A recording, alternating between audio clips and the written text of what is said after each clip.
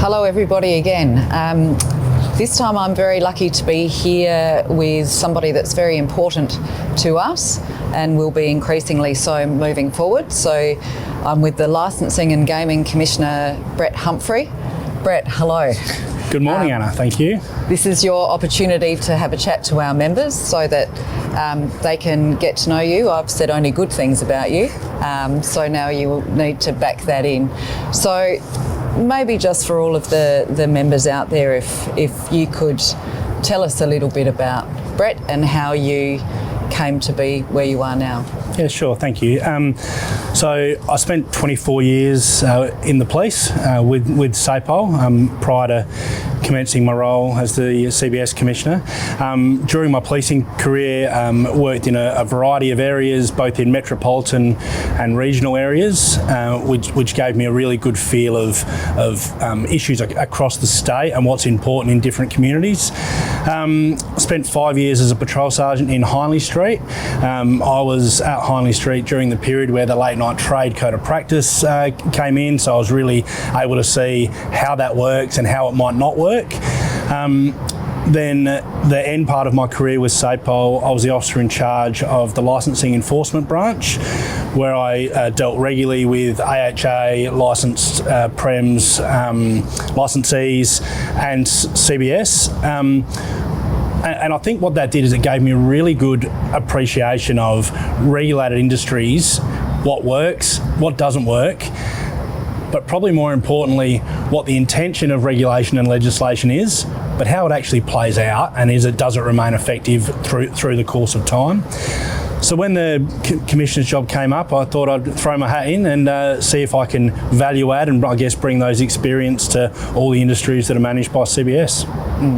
And it's funny because I do feel like I've known you in a past life, and that's partly because I have, and certainly my experience working with you has been that you're very much a how can we do this kind of guy, which is not to say that you're a pushover, but is to say that if there's something that can't happen, that doesn't mean that there isn't a way that it can happen, which is probably a nice segue into the next question, which is what do you really think about the hotel industry, and how do you see you as the regulator working with industry? I think, so if we go to how do I see the hotel industry, I think... Be kind. Across the state, if I reflect on my experiences, especially in regional areas, the hotels are really a key part of the community. That the community feel and where people go and where people connect is really, really important, and the licensees and the people that work in the hotels play such a key role in that. I think also my experience is the hotel industry, as much and if not more than any other industry, is willing to give anything a go. They're willing to do extra work to satisfy a regulator or a lawmaker. But I guess where I'm hoping to bring that experience is, if it's not working, why are we doing it? And if it's not having the intended consequences and people continue to put this effort in, then we need to look at how we need to do it differently.